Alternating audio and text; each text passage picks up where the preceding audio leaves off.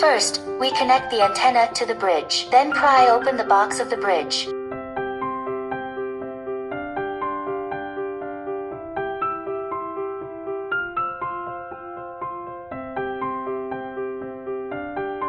Next, connect the power cord to the bridge and plug in the power supply.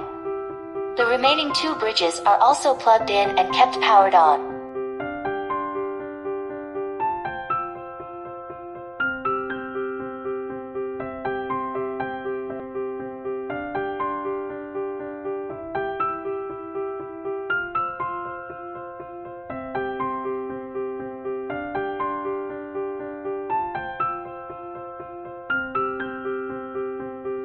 We pay attention to this pairing button.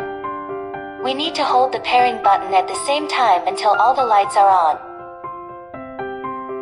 This shows that the pairing is successful.